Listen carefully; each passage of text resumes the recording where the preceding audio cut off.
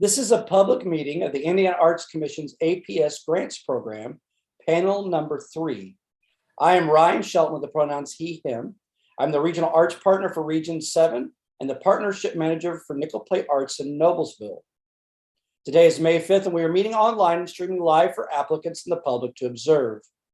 There is no contact between the panel and the audience about the disposition of applicants before, during, or after the panel meeting. This meeting will be recorded and made available upon request. At this time, I will individually invite each of the panelists and staff to introduce themselves, stating their name, occupation, and where they are from in the state. Let's start with the panel. Pat? Good morning. I am Pat Grable. I am representing the Fishers Arts Council. I'm a member of the Fishers Arts Council. I'm a retired high school English teacher, and I am a painter. I'm hesitant to call myself an artist. I don't think I'm that good yet, but I'm working on it. And I love all the arts, music, theater, drama, visual, all of it. It's all wonderful and makes my life better. Patrick? Hi, I'm Patrick Tisdale. I'm from Franklin, Indiana. I'm an artist, mostly a painter, and I am part of the Creative Council of Franklin, an arts organization, is about 5 years old. And we do a lot with all kinds of arts down here in Franklin, south of Indianapolis. Erin? Hi, everyone. My name is Erin Williams. I hope you can see me. I can't see myself. So I am the executive director of the Muncie Arts and Culture Council. And we also host the Ply Space Artist in Residence program here in Muncie. And I'm excited to be here. I have a background in fine art, but have done a lot of different things in my career. So excited to talk. Brian? Yeah, hi. I'm the former president of the Hendricks County Arts Council. I'm a painter, and I still curate 2 visual arts shows here in Central Indiana. Chapin? Hi, Chapin Schnick. I'm the Grants Research and Technology Manager here at the IAC, and I'm here in a tech support role today. Now we'll begin the panel review. This is how the process will work. I will announce the application we'll review and ask the first reader to begin the discussion. The first reader will provide their assessment of the application based upon the evaluation criteria and their perspective. Panelists, please note that the applications do not need to be recapped since everyone has read it. Just provide your comments. After the first reader is finished, I will ask the second reader to present any new, additional, or opposing comments. Keep in mind there is on occasion we may have to skip a first or second reader depending, but we'll keep that flowing. We are not looking for consensus, just a full evaluation from the different perspectives panelists bring to the table. After the second reader is finished, I will open the discussion for final comments. Remember, in the interest of time, we are only looking for new, additional, or opposing viewpoints. If a panelist has a conflict of interest, that panel will be placed on hold while the application is reviewed. Finally, once the application has been reviewed by the full panel, we ask the panel to update their scores in the online system. It is common for scores to change as a result of this broader discussion. These scores save automatically. Is everybody ready? All right, let's begin. Scrolling down. We will start with the application from Big Brothers Big Sisters of Central Indiana. I don't think anybody needs to be put on hold. We're going to begin with our first reader, Pat G. So when you're ready, please start us off. Good morning. Big Brothers Big Sisters of Central Indiana has a new headquarters, and their application asks for support for public art and visual art.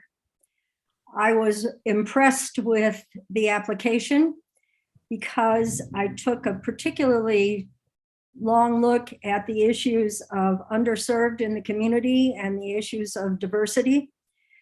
Their money use, it seems to me, will enhance their structure of the building and add art to the mural that has already been begun on the outside. They are also collaborating with an art group in the city, which has a lot of experience. The proposal, I think, shows evidence benefiting the underserved and supports diversity. I think their goals are well presented. I suggest that the next time they add extra information on measuring the project's impact in the community. And I think they need more perhaps of a marketing presence, but this is the first time they've done this. This is a new project for them. And it seems to me that they're going to get a great number of people involved, and it will be a diverse population involved. And I happen to think it's a very good proposal. Thank you, Pat. A second reader is Aaron. It's your pleasure, please. Thank you. Yeah, I think Pat summed it up really well. I was really pleased with this application. I thought they hit all of the benchmarks that we were looking for. I'm really excited that they're thinking not only about doing projects that are thoughtful and based in the community, but they were also framing them around Juneteenth and looking at kind of larger scopes and issues that might be affecting the communities that they work with. And I just think that that's, makes the work that much more powerful and appropriate for the community and really have some weight. So yeah, I don't have really anything else to add other than that. I thought it was a really great project and I look forward to seeing their finished mural. Thank you, Aaron.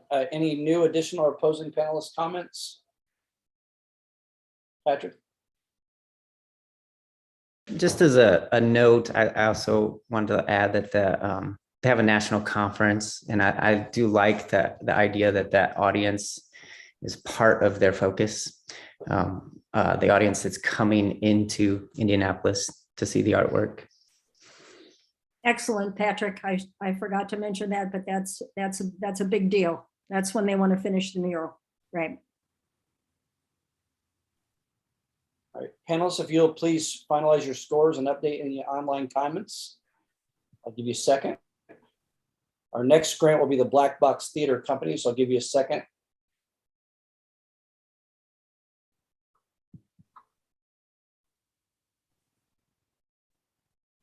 Does anybody need more time? All right, let's move on to the next application is Black Box Theater Company. I don't think any panelists need to be put on hold. All right, Pat G again, please, when you're ready. Yes, I'm ready. I liked this proposal very much. It involves students from 3rd through 8th grade. And very often, I think when we talk about underserved communities and underserved people, we think only of racial diversity. And yet in some of our outlying areas of this central Indiana portion of this grant, there are people who would love to do theater, love to see theater, love to see their grandchildren do theater. And I think the grant funds will cover the costs of that they're asking for, will cover the costs of the play. That's what they're going to use them for. I think the project's purpose and goals are clear. I think they'll have audience participation and community participation. Theater company serves a more rural community in a previously underserved area. And local people in the community, teachers, actors, et cetera, are involved in the planning for this Black Box Theater group. And I liked the fact that students are never turned away from participating because of costs, and all students are welcome. Thank you, Pat. Second reader is Aaron. Yep, I also agree with Pat. That was a great synopsis. I think that this is a really great program that helps support students, especially, in an area that may not have regular arts education that's readily available. So I really appreciate that.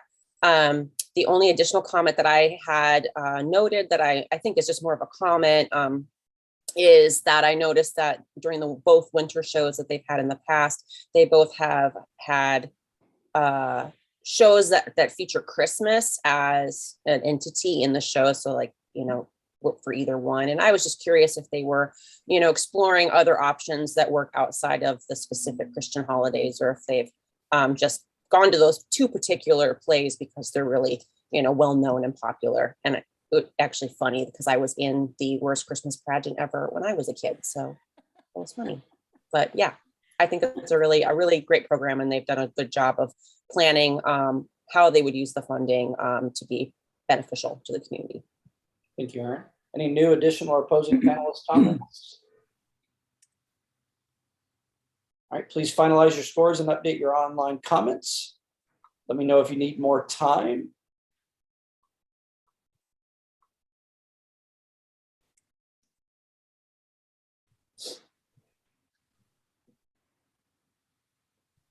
Anybody need more time? We're ready to go. Okay. The next application is from Carmel Clay Historical Museum. I don't think any staff needs to be put on hold, or any panels need to be put on hold. That's why I should read my notes and not just off the cuff. The first reader is Pat. When you're ready, please. Hey, I'm back. I had some concerns about this grant, and my concerns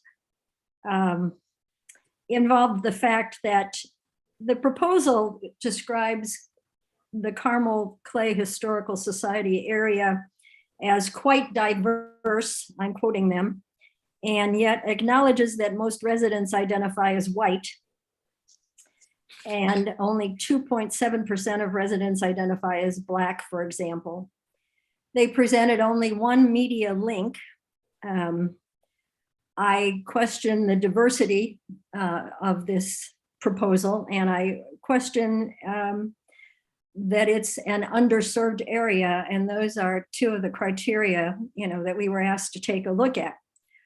On the positive side, they're going to use a local educator, artist, to lead the project. Local children and families will be, and they said, offered the chance to paint a portion of the mural.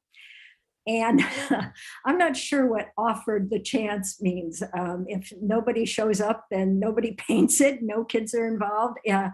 So that sort of bothered me. They estimate that maybe 100 people will participate, and this is going to be part of a Carmel Arts Festival, and they want to do this mural in the Historical Society, and it's a children's thing, but I don't know how you offer a chance to paint a portion of, do you advertise? They didn't say much about how they were going to approach and get people there to pick up a brush and add some color. Thank you, Pat. Second reader is Erin. Thank you. Yeah, I generally agree with Pat as well. I think that this has some really great qualities as a project that works with kids. I know public projects where kids get to be involved in some sort of activity where they get to make their mark, or they're usually very excited about that, and they feel very like they've been included in something that's bigger than them. And I think that's really powerful.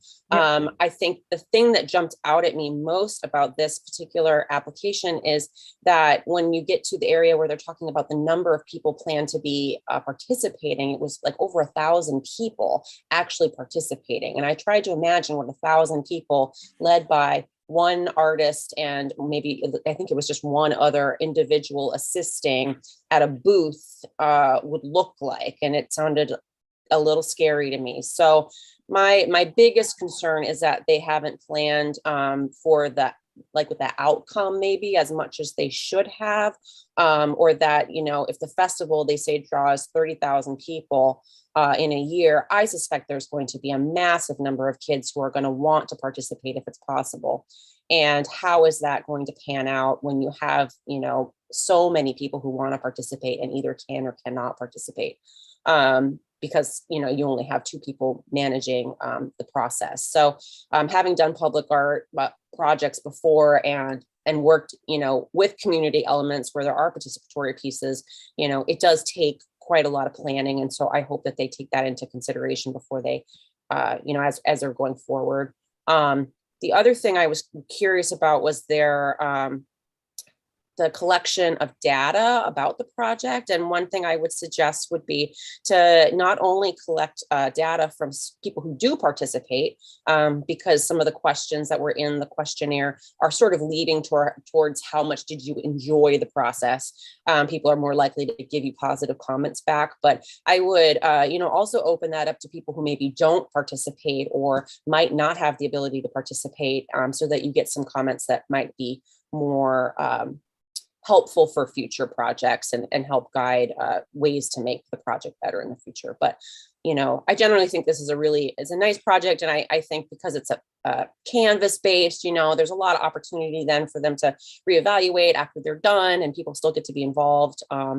And the budget seems pretty reasonable, I think, for what they're trying to do, especially, the payment to the artist itself, I think is always a thing that I am careful to assess, because I want to make sure that there's like equitable payment for that work. So that's all I have in addition. Thank you, Aaron. Any new additional or opposing panel comments? Yeah, I've had a couple. I think it's a good project. I think involving the community is always a good thing. I just had some confusion about the numbers. I know a couple of us on this panel are painters.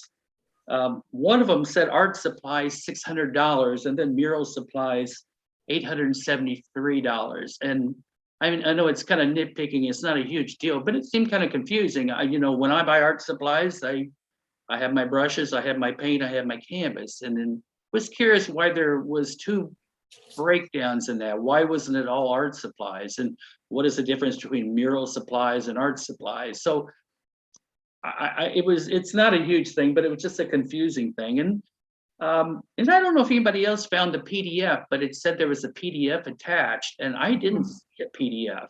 Right. And then the third thing, not that I'm got a bunch of things, but it was a little concerning to me. We stick to only what's offered to us. We don't look outside the proposals, but I would have liked to have seen a sample of the artist who's doing the work. Jill looks like Nipstash. I would have liked to have seen a sampling of her style and what kind of the art she's doing, so we could look at that, even as a photo or a JPEG or something like that. But other than that, I think it has anytime you involve the community, I think it's a good thing. That's all I have. Anyone else? All right, please finalize your scores and update your online comments.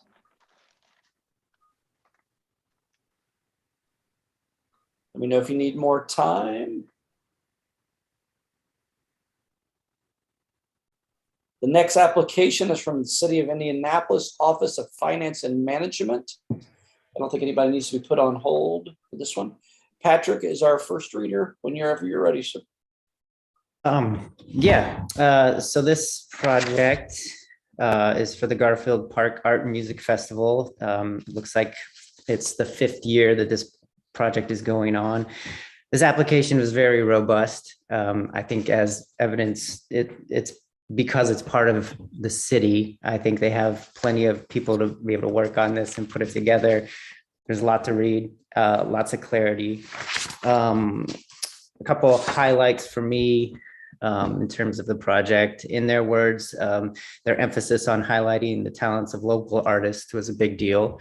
And additionally, it's about musicians, performers, and artists from a diverse population. And there seems to be a pretty big intention set just in those words, and it looks like it follows through the entire application. The other thing that I like is that in the $15,000 budget, they have $10,250 of that going to artists. So I'm always excited when I see big dollar amounts going to artists. Other than that, it seems like they have plenty of resources, as I mentioned, to manage the project and the amount of people that are going to be there. And that's really all I've got. Thank you, Patrick. The second reader is Brian. Yeah, I mean, I think Patrick covered it pretty well. In fact, I might kind of reemphasize. I like that that they had a lot of experience. It seems like in presenting this with the community or the committees, and I like that they're looking for a lot of feedback. So they're wanting to know what the people think, and I like that there's a wide range of entertainment. I'm not really offering anything different here, but you know what? After reading it, it sounds like something I would like to go to. It sounds like a lot of fun. So I don't really have anything opposing, and it's a good project. Thank you, Brian. Any new additional or opposing panelist comments?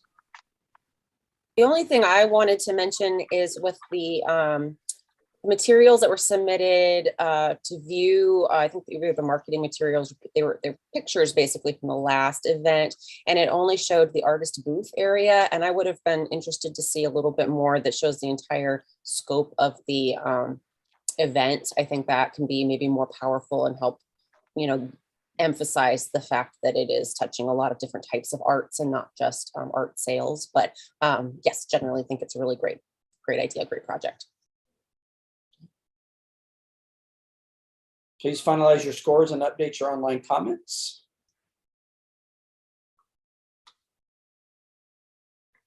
If you need more time.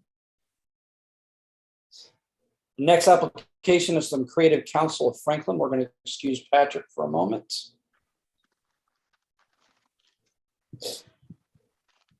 Brian, are you available? Are you ready? Yeah, I am. So this is the Franklin Creative Council Art to Finish, and they're producing the multidisciplinary arts awareness event, Art to Finish. And I like the idea. It's kind of like a plein air event that you check in the morning. You have to have the project done by the afternoon, in the public eye in the genres of writing, painting, sculpture, and performance. Appears to be jurors for these varying disciplines, and there are other sources of income that they're requesting. The grant will pay for the prize money and the honorarium. Again, this looks like a fun event. As far as watching it, one of the things, and I kind of think, what do you do? There's no way to do, and they're asking about how do you address diversity? And again, I don't know what the population is and how it's broke down in Franklin. And I'm just thinking with something like that, you probably want to advertise larger, where you go more to Indianapolis, or you get a larger audience. Again, if you're just appealing to the Franklin area, which it kind of sounds like it might be the local area, you're going to get that. And I don't know what you're going to address or how you're going to get that. So I think something like this, which looks like a fun event, I think it would do well when you advertise and bring it out to a wider area. That's all I have. Thank you, Brian. There's no second reader for this. So Pat or Aaron, do you have anything you'd like to add?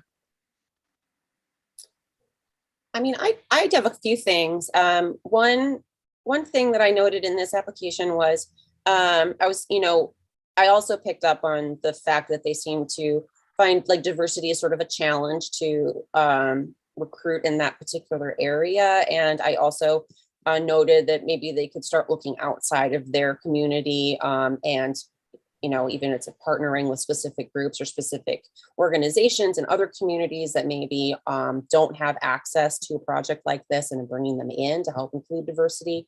I also was wondering, if these projects that they do in one day have to be done all with the own materials of the artists themselves, so people have to supply everything, that might be a barrier to some participation. So maybe there's ways to provide more support for people who don't have access to art supplies, like if they were doing chalk drawings or something, provide chalk.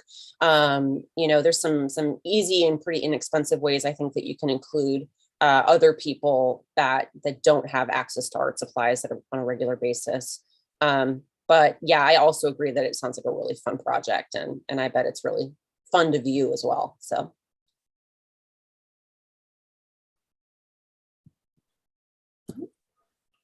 Please finalize your scores and update your online comments.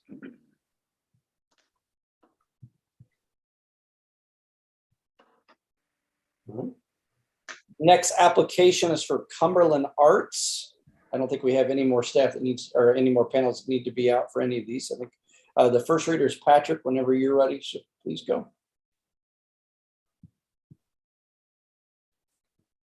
Patrick, I think you're on mute.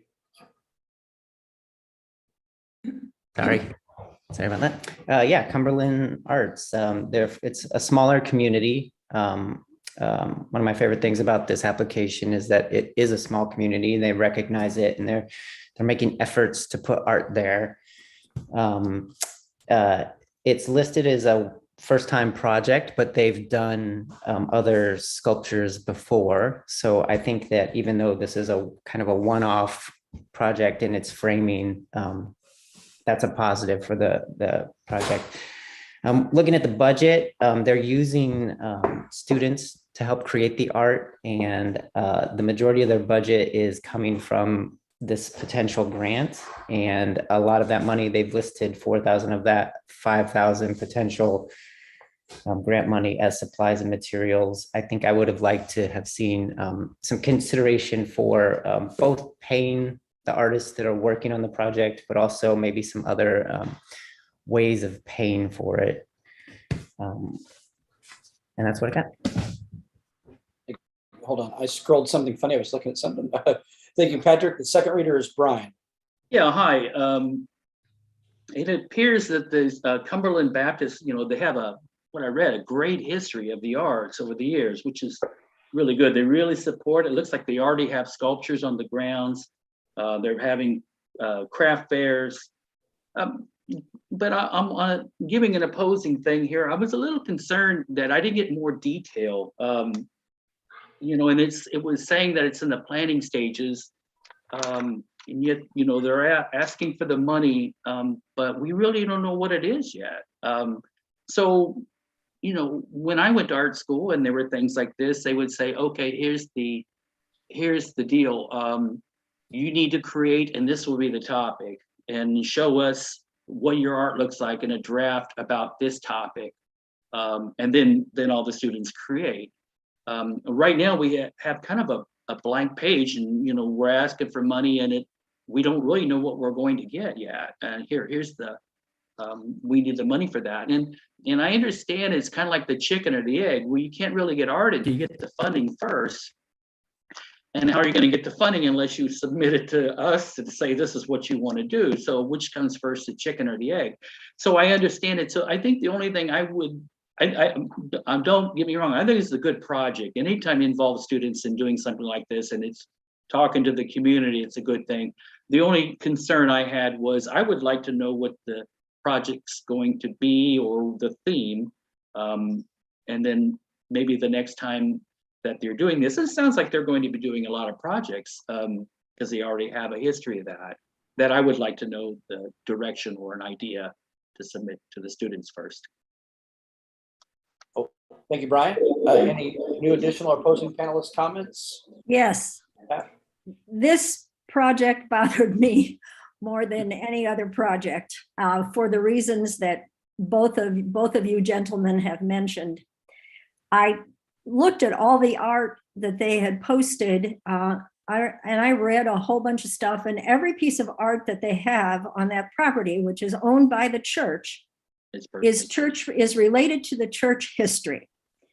And now it seems to me that if a church wants to blow its own horn and do a piece of art, then the church should be paying for it if it's church related. If it's not church related, and if it is truly a public piece, then I agree that there should be some information here about exactly what that public piece is going to be. And I'm also bothered, as Patrick is, by the fact that this is free service from students at Heron School of Art. Now, I've written a lot of lesson plans in my 30 years of teaching, and this whole thing is being operated by a teacher at Heron who is requiring, as part of a class project, her students to do the work, or his students to do the work. So those two things really, really bother me a lot. Anything else? I can also just just to add to that, my biggest concern with this project, I can echo what some of the other panelists have mentioned about, who the beneficiary is most for this project, whether it is the church itself or the public, if it's on private property, and not knowing that area. I don't know how public that property is. Maybe it is sort of park-like and a lot of people have access to it. So that might not be a big deal, but my biggest concern was the lack of budget. We have just recently gone through a public art project with students, and the budget was somewhere around $17,000, and they still couldn't come in under budget. And that was not including any payments to artists or anything like that, simply because materials are very expensive right now. And if you're expecting, $5,000 to make something that is going to, be impactful, I think that knowing what that is made out of, what the a maintenance plan for that piece is going to be, who's going to care for it over time, where it will be placed, how it will be protected from the elements. All of those things are going to be really important, because $4,000 will get you maybe a wood project, wood-based possibly, but that's also going to deteriorate over time. So those were just, some notes that I had, and looking through the budget and the timeline, I thought that maybe they hadn't taken enough time to consider some of these bigger aspects of public art implementation. And then finally, they also didn't tell us what the in-kind piece was for the budget. They have $3,000 listed, but they don't say what that is, and so I wasn't sure whether that's use of property or how that plays in. So I think this could be a really interesting project. I maybe would suggest that it's planned a little bit farther in advance or utilizes some additional funding. Thank you all. Please finalize your scores and update your online comments as needed.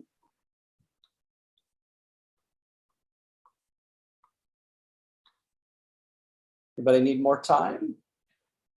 All right, we're going to move on to the application from Discovering Broadway. First reader is Brian. Okay, Discovering Broadway produces master classes with actual Broadway actors and actresses available for one-on-one coaching, particularly aimed at 5 students from an at-risk background. It appears they do these classes twice a year after school hours and weekends. I'd particularly like to comment that the purpose of providing first-class Broadway training was not solely to work as Broadway performers, but to equip young artists with resources and careers that can make their creativity and careers meaningful. I thought that was really good, because anything you do in life, I think, prepares you. So I think that's awesome. Also like that they teach as many students as possible in a 90-minute session. And then during the first year, they served 77. And I know a little something about theater. They're requesting $5,000. And right now, I don't know if you're going to grab a flight or you're going to fly or even drive. Those costs actually look a little low. I don't know if they're going to be able to cover those costs. And the other thing is, I was kind of concerned a little bit about the one-on-one that you're actually going to get with these actors and actresses. But for the most part, again, you may have heard me have a running theme here, that anytime you have some mentoring with somebody who's established, working with young artists, young students, I think it's a good thing. I think it's a win-win thing. And then again, one more other thing is it a one and done? So hopefully there's some sort of a foundation built with the people that are already there that can continue working with the new, if they do this next year and the year after, that they're building some sort of momentum and keeping a base of students around to help train even the ones coming in for the following years. Overall, I think it's a good project. I just think that I don't know if there's any other people contributing to the grant, but I think the 5,000 actually sounds a little low, so I'm hoping so. I'll go that far. I don't know that the budget covers what they're asking for. Thank you, Brian. The second reader is Patrick. Yeah, I mostly agree with Brian. One of my bigger concerns was, as part of our scoring, one of the questions is, will this project directly financially benefit the work of an Indiana artist? And it looks to me like, if I understand this correctly, the payments are going to people who are not Indiana artists. So that was my biggest concern. That's what I got. Thank you, Patrick. Any new additional or opposing panelist comments? I have a few comments. I'm not sure if this was just my version, but I can't see the entire text for the question about community engagement. The narrative there is cut off. So I may be missing some information here, but I had some issue with the material that was submitted to highlight the marketing, the pitch deck. I didn't quite follow what I was looking at. And I think that something more descriptive about the program or helping understand, how it actually is marketed. This seemed to be more of a pitch for funding. But one thing that I'm not sure if I misunderstood the pitch deck, but it seemed like it was taking a wide range of physical disorders, cerebral palsy, just a wide physical divergent, different things, putting them all together in a list and then calling it a diverse program. And there seemed to be lacking some authenticity in the way that was being described, which really rang like a little alarm in me. I would really be, I would challenge this organization to spend maybe some more time with, divergent bodies and divergent brains and people who maybe exist in a slightly different life path. And rather than putting them all into one pocket of these are my people who are going to be, I guess, gaining from the program. These are my underserved constituents, maybe thinking of a way to make the program or the project more effective specifically for those people. And so, one of the questions being that, is it made for the community or by the community? This felt very much to me like a project that was somebody else's idea and maybe a very interesting one. And I love the idea of having, these New York artists coming and basically doing a short residency in Indiana and providing access to the behind the scenes. I think that's fantastic, but I don't really see how any of that is being done for an underserved audience other than the small group of students that is being sort of crammed together for the shortest amount of possible time to work with somebody. It seemed like if you're going to be here for weeks and weeks, why is it only 90 minutes and maybe a 5-minute, one-on-one that a student gets to interact with? And then that part requires, additional underwriting for the program. So that was sort of my thoughts here. I think that there's so much that could be done with this program. I think it's really valuable, and I'm excited to see where they go with it, but I think that they should, maybe evaluate this piece of their program. Anything else? Please finalize your scores and update your online comments.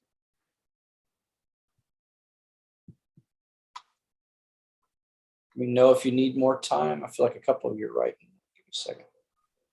I think Brian's second the next one. Okay.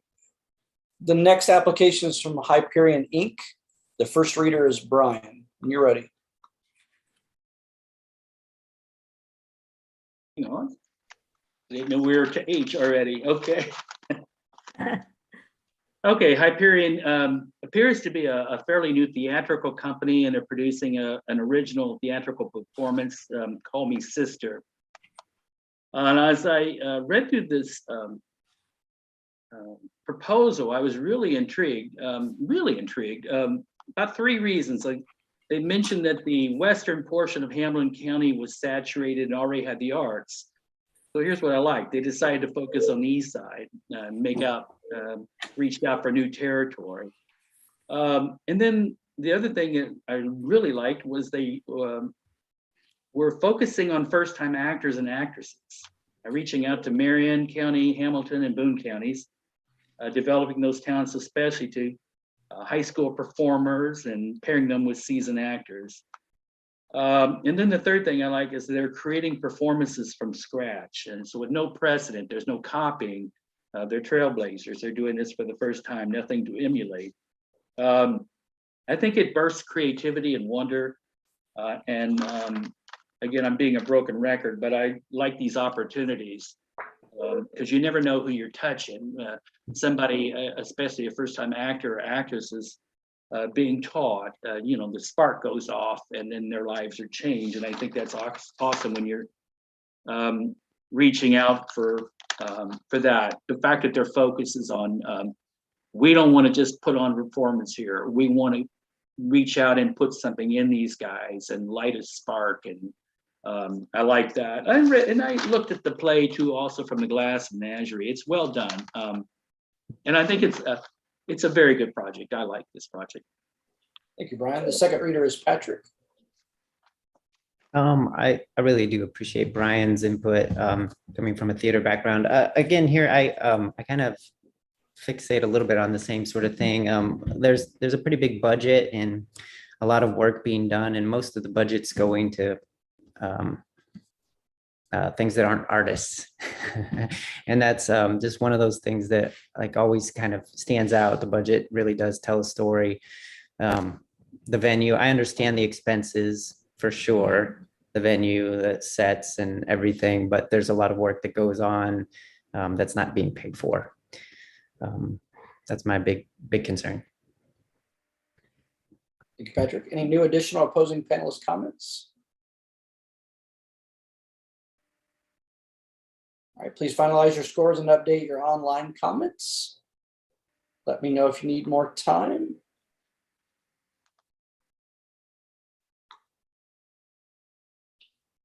The next application is from Indiana Fashion Foundation Corporation. The first reader is Brian. When you're ready, please. Okay, Indiana Fashion Foundation is putting on a conference, Making It in Fashion. It's a developmental training event, which appears to have begun in 2019 and survived the pandemic, which is awesome. I like the wording on the application. It says it sits at the intersection of diversity, equity, and inclusion, equipping and participating designers with tools necessary to build market-ready fashion, and then information and resources that will elevate the operation of knowledge and influence. That statement right there says that they have your back. That's what they're saying on there. It says the grant request will offset costs for 4 lead artists and 1 to 2 designers in their gallery.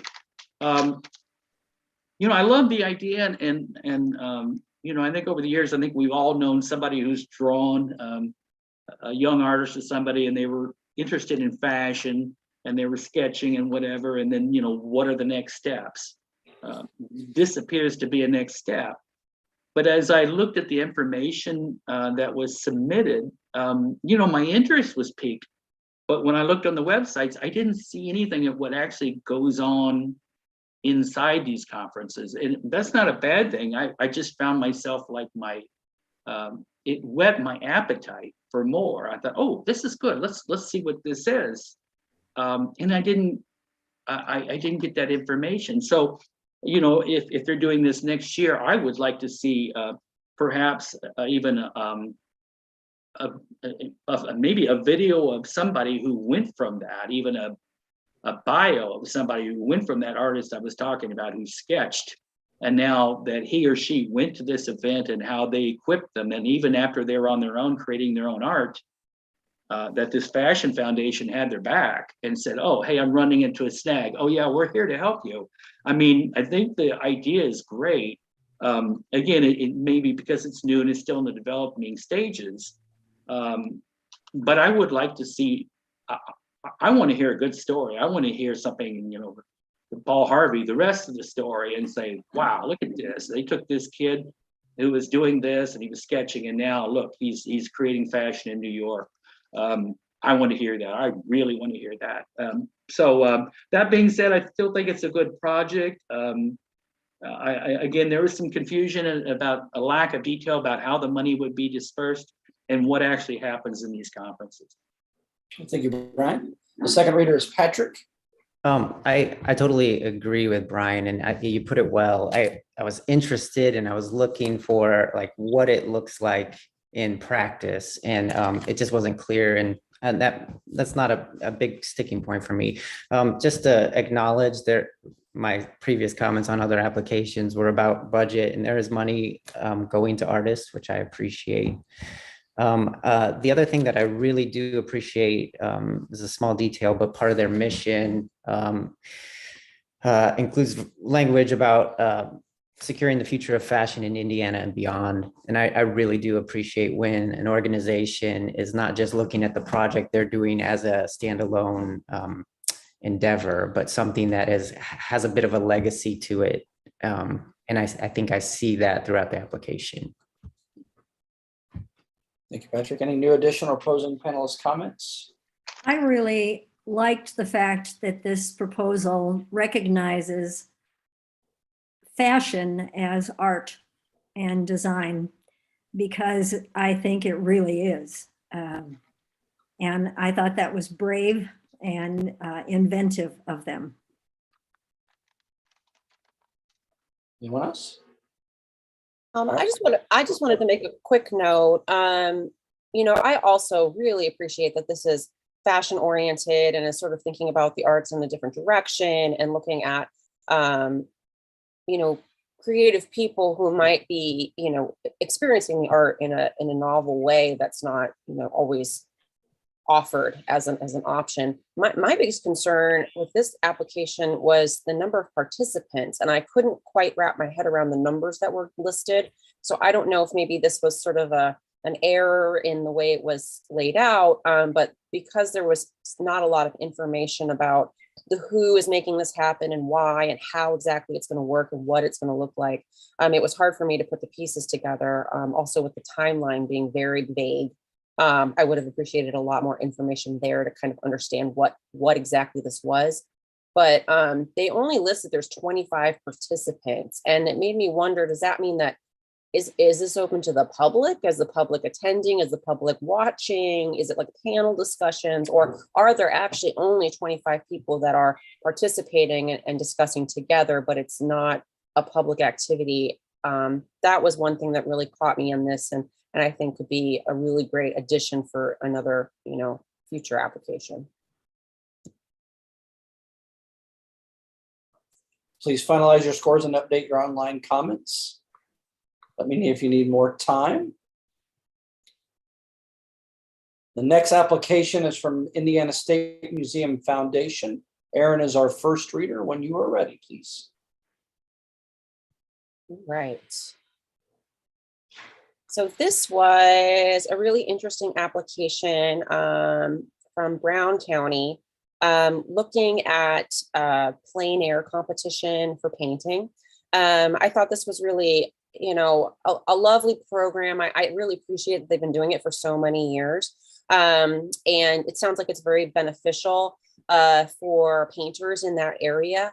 One of the things that I had a few notes that kind of concerned me about the project. One being, about accessibility, and it's kind of a similar comment to one I've made for another application is, do people have to pay for all of their supplies, all of the things that are available at the particular contest just to participate in the contest? And then on top of that, there seems to be a registration fee as well.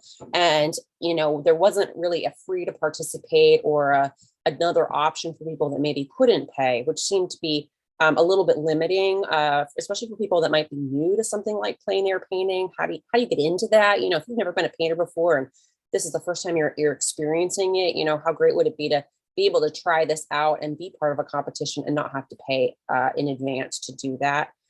So I thought, looking at it from a lens where maybe you're trying to attract some new participants might be really helpful for them. Let's see here. So it also sounded like they were really trying to get more diverse audiences, but I really question whether this is serving underserved populations. If it's been going on for 33 years, it doesn't seem like there has been much change in that time period, or not much that they mentioned. And so I'm questioning whether they're trying, what they're trying to get the more diverse populations involved, and whether they're just sort of going through the motions of something they've been doing for a long time and maybe need to take a little bit more time to assess how to engage other audiences or improve participation. The other thing that I think was probably the most problematic to me, and I don't really know how this plays into the bigger picture, but in the budget, one of the pieces of the budget that actually is most of the budget is going towards payment towards the, sorry, I'm scrolling down here to the budget. Sorry, just a second here. Fine, take what you need. Here, I see. It was payments for the staff time was a, a large portion of the budget, over half. And it was listed as 194 hours at $25 an hour. And when I was thinking about that in terms of a project that really has only projected about 30 participants, I thought that's an awful lot of time to be spending, I not want to criticize, how staff is being utilized, but something seemed a little bit amiss there with that number, considering that $600 is going towards bands, but someone else is getting, a pretty large chunk of their salary covered for over a month to do the project.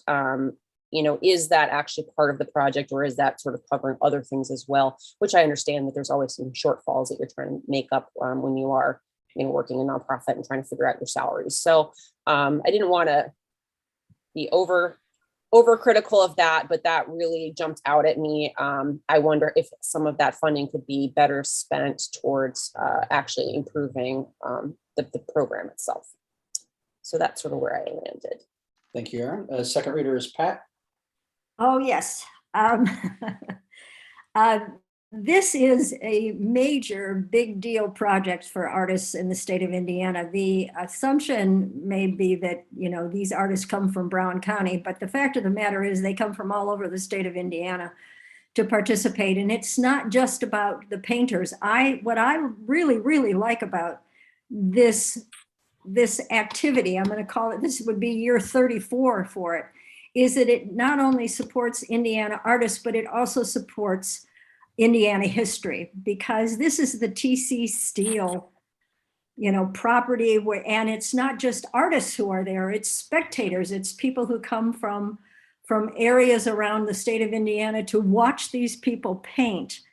And I am not a plein air painter. I have not participated in this event, but I do know for a fact that many artists who paint in this event later sell their art through the Brown County Art Guild.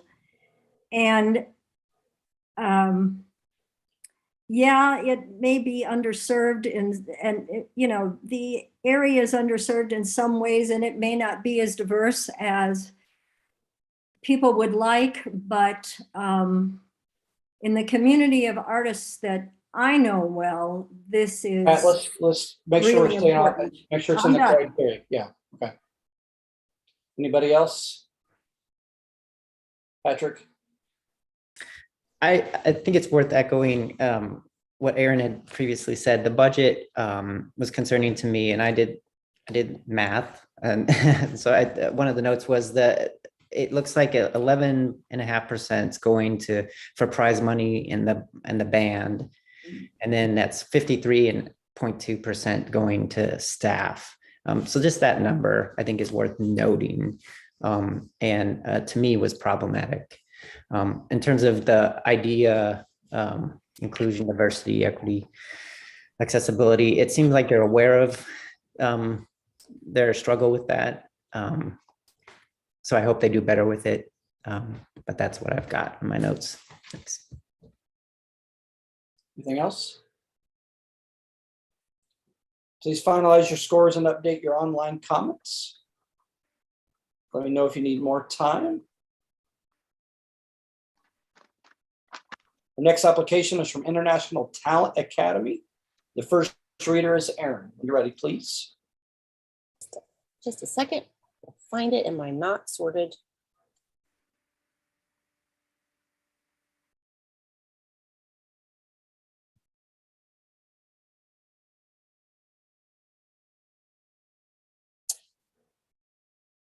So I thought this was it was a really interesting project. You know, it was a little unclear to me exactly what the project is. It appears to be, you know, a talent competition for really anyone who wants to participate, who's pursuing, you know, creative practice in music and dance and singing, which I think is really lovely. The master classes piece was what was a little confusing to me and how that fits in. Also, there was not much information about how the project is laid out. Is it one day? Is it multiple days? The work samples were very adorable. So it's pretty hard not to love children, watching children perform and sing. I do think I would recommend more diversity in the way that they are presenting the project and in the judging. The judging was, you know, predominantly Caucasian. You know, it's inside a community in Carmel that is not a very diverse community. In comparison, I think there could be some ways to include more diversity in the project just by kind of reaching beyond that particular community.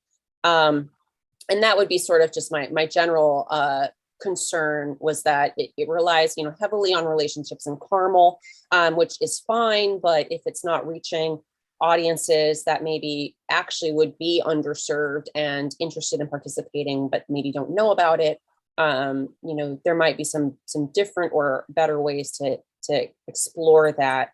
It also seemed to have a lot of, you know, heavily weighted on social media. Not all households are going to have internet or social media accesses, especially once you go outside of, you know, the comfort zone of the, you know, just the area. And, you know, how are you going to recruit or make this option available to students who maybe really don't have access to, you know, the sort of talent show circuit and are interested or are new and would never be able to do this otherwise. So I think it sounds like a really great, you know, it's a great idea. The students looked like they really enjoyed it. It seemed like it had a really nice following. So those are just my couple of concerns there on that project. The second reader is Pat. I thought there was little evidence that the community was involved in the planning of this project, and I thought the proposal was often vague as to the participants and the objectives, and I wasn't convinced that it supported the work of Indiana artists. So I thought it supported the work of the International Talent Academy, but not necessarily Indiana artists. Any additional opposing or new comments, Patrick? Yeah, I a little bit nuanced, but I think some of the language in the application could help clarify intents and the goals. The definition of artist in particular, and when it comes to the budget and $1,500 in artist fees for judging, I feel like it's a little bit off. I think the judges are being paid for their knowledge, which I would consider an honorarium is a different term versus an artist fee, because they're not actually creating the art. And so I guess I would just challenge the applicant to look at the kids, the young children that they're motivating as the artists who are being served with the project exclusively. Yeah. Anything else? Please finalize your scores and update your online comments. Let me know if you need more time. I believe we're on our last application, which is for the district theater. Aaron is our first reader when you're ready. 1 second.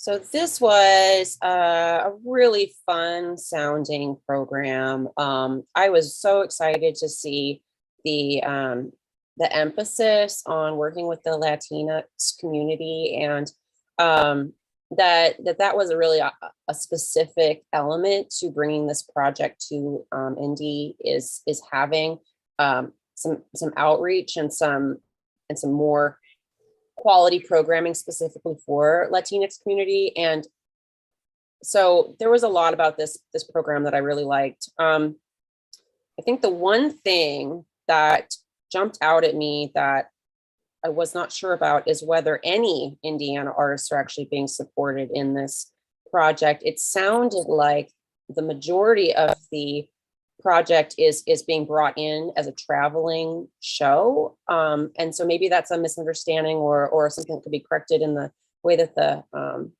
application is written, but that part was confusing to me. And if the artists are not, if it is just sort of a traveling show coming in, is the IAC, I guess, how is that money going to be allocated? I think, if that was the case, that maybe there is ways to kind of create a budget that is more expansive so that the IAC funding is going more towards things that are local or have a local relationship. But it was very unclear to me. It looked like maybe the painter that would be doing the exhibition alongside the show, which I think is really interesting. Now they have these multifaceted pieces, but it sounded like the painter was maybe from Indiana, but the rest of the artists were not. And so there's a pretty significant, which is fine, and a significant part of the cash is artist fees, but the IAC is only making up a portion of that. I think the last thing that I thought about, in this, thinking through the diversity and inclusion, the marketing did not really seem to talk about any of the Indiana-based artists and only those who were traveling. The marketing that was submitted it seemed to actually be more like external and maybe not even created by the organization or was coming from somewhere else. So I was a little confused about how those groups are going to be interacting and how this is being marketed towards, people in Indiana or artists in Indiana. Where's the benefit there?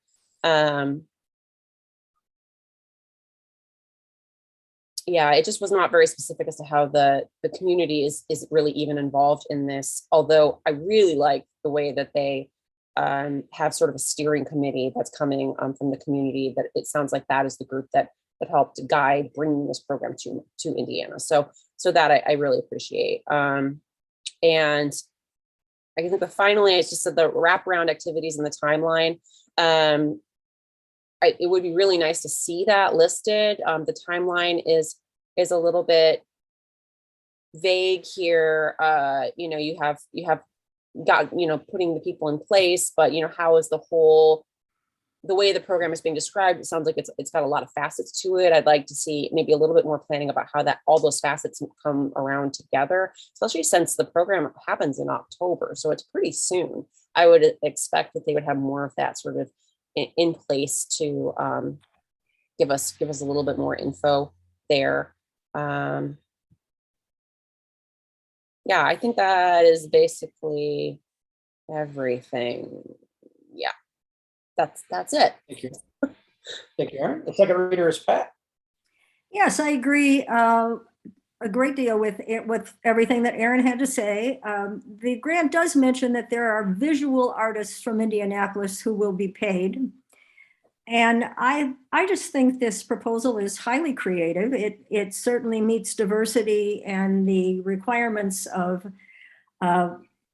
meeting an underserved group, because as it goes on to say, there's very little that happens that involves a Latino experience. That's all. Any new additional or opposing panelists' comments? Yeah, I being somebody who loved how pictures at an exhibition, when you have art matching or visual arts matching the event and music, I kind of like that they included Geraldo Mares, I guess is how you pronounce it.